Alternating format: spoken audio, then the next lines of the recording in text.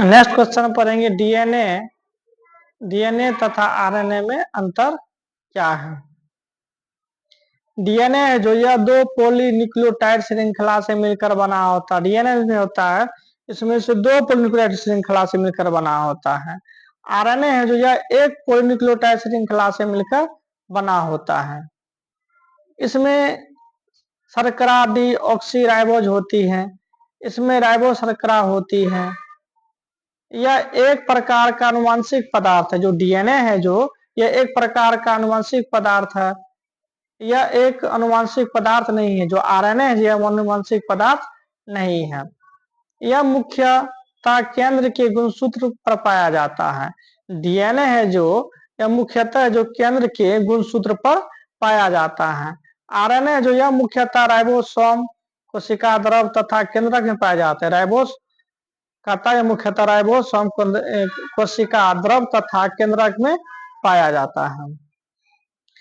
इसमें दो गुण होता है। डीएनए में जो दो गुण होता है। आरएनए में ये डीएनए के अनुलेखन से बनता है। आरएनए है जो यह डीएनए के अनुलेखन से बनता है। समझ गए। नेक्स्ट क्वेश्चन है कि इंटरफेरॉन तथा प्रियांश क्या है। इंटरफेरॉन यह एक प्रोटीन अणु है जिनका संश्लेषण विषाणु संक्रमित कोशिकाओं द्वारा होता है। इंटरफेरॉन क्या होता है? प्रोटीन एक अणु है जिनका संश्लेषण जो विषाणु संक्रमित कोशिकाओं द्वारा होता है। ये समीपवर्ती कोशिकाओं को संक्रमण से बचाने में सहायक होता है। ये समीपवर्ती क्या होता है? कोशिकाओं को तो संक्रमण न हुए उससे क्या करते हैं? बचाने में सहायक होते हैं इंटरफेरॉन। प्रियांश ये सकारात्मक प्रोटीन होते हैं। प्रियांश है जो ये सकारात्मक प्रोटीन होते हैं। यह उच्च ताप पर विकिरण द्वारा प्रभावित रहते हैं और ये रोग उत्पन्न करते हैं। कहता है ये सकारात्मक प्रोटीन होते हैं, यह उच्च ताप पर विकिरण द्वारा अप्रभावित रहते हैं और रोग को उत्पन्न करते हैं। नेक्स्ट एक अनुवांशिक पदार्थ किसे कहते हैं? अनुवांशिक पदार्थ वे पदार्थ जो अनुवांशिक लक्षणों को एक पीढ़ी दूसरी पीढ़ी में पहुंचाते हैं अनुवांशिक पदार्थ कहलाते हैं। 2 नंबर में क्वेश्चन आता है, आप बोल सकते हैं कि वे पदार्थ जो अनुवांशिक लक्षणों को एक पीढ़ी से दूसरी पीढ़ी में पहुंचाने का काम करता है उसी को हम बोलेंगे अनुवांशिक पदार्थ कहलाते हैं। तो वैज्ञानिकों द्वारा प्रयोग में यह पाया गया कि अधिकांश जीवधारी में डीएनए अनुवांशिक पदार्थ होता है। जो वैज्ञानिकों द्वारा प्रयोग में क्या पाया गया कि अधिकांश जो जीवधारी में डीएनए अनुवांशिक पदार्थ होता है। जो डीएनए होता है यह अनुवांशिक पदार्थ होता है, आप याद रखिए। नेक्स्ट है कि रुधिर या ब्लड किसे कहते हैं? रुधिर एक सरल संयोजी उत्तक है। यह जल से थोड़ा अधिक श्यान हल्का क्षारीय है। इसका पीएच मान 7.3 से 7.4 तथा स्वाद में थोड़ा नमकीन होता है। जो ब्लड जो हमारा ब्लड है जो रुधिर एक सरल संयोजी उत्तक है। यह जल से थोड़ा अधिक श्यान हल्का क्षारीय है। इसका पीएच मान दिया गया 7.3 से 7.4 तथा स्वाद में थोड़ा नमकीन होता है। एक स्वस्थ मनुष्य के शरीर में रुधिर की औसत मात्रा 6 से 7 लीटर होती है जो शरीर के कुल भार का लगभग 8 से 9% होती है। इसके तरल भाग को प्लाज्मा तथा इसमें पाए जाने वाली कोशिकाओं को कनिकाएं कहते हैं। नेक्स्ट क्वेश्चन पढ़ेंगे कि बायोपायरेसी क्या है।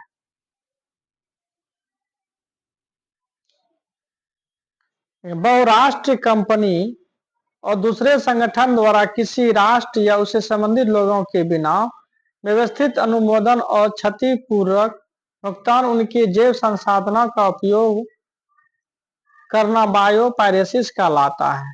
फिर से इसको समझते हैं कि जो बहुराष्ट्रीय कंपनी होता है जो दूसरे संगठन द्वारा किसी राष्ट्र उससे संबंधित लोगों के बिना व्यवस्थित अनुमोदन और क्षतिपूर्वक भुगतान कि उनके जैव संसाधनों का उपयोग करना बायोपायरेसी कहलाता है। समझ गए होंगे। नेक्स्ट क्वेश्चन है जनसंख्या विस्फोट क्या कहलाता है? प्रायः मृत्यु दर में कमी एवं जन्म दर में तीव्र वृद्धि के कारण किसी स्थान विशेष की संख्या में आकस्मिक तथा तीव्र विस्तार होना जनसंख्या विस्फोट कहलाता है। फिर से समझते हैं कि मृत्यु दर में क्या हो रही है, कमी हो रही है, और तीव्र वृद्धि के कारण किसी स्थान विशेष जनसंख्या में आकस्मिक तथा तीव्र विस्तार होना जनसंख्या विस्फोट कहलाता है। परिवार नियोजन की विधियां अपनाकर जनसंख्या वृद्धि दर को नियंत्रित किया जा सकता है। परिवार नियोजन को अगर विधि को आप अपनाए तो हमारी जनसंख्या में क्या हो सकती है, कमी हो सकती है, नियंत्रण हो जाएगा इससे, लेकिन इस पे हमारे देश की सरकार पे ध्यान ही नहीं दे रहे हैं। नेक्स्ट क्वेश्चन है कि पारितंत्र किसे कहते हैं?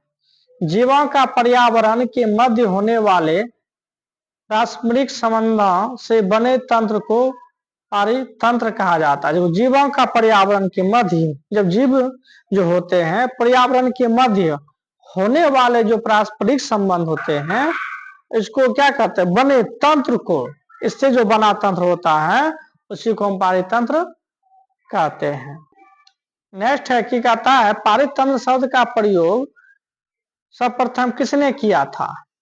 ऑब्जेक्टिव में आता है। पारितंत्र शब्द का प्रयोग सर्वप्रथम एजी टेस्ले ने 1935 ईस्वी में किया था। पारितंत्र का प्रयोग सर्वप्रथम कौन सा साइंटिस्ट किया था? एजी टेस्ले ने 1935 ईस्वी में किया था। आप इसको याद रखिएगा। नेक्स्ट क्वेश्चन है कि स्टोन जातियां क्या कहलाती हैं?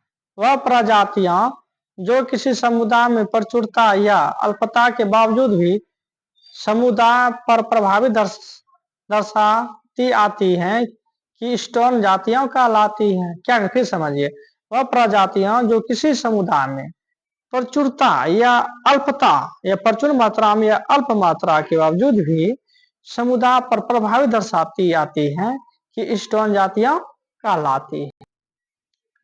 अब की स्टोन प्रजातियां पर्यावरण के को बदलने की क्षमता रखती, जो की स्टोन है जो प्रजातियां पर्यावरण को बदलने की क्षमता रखती है।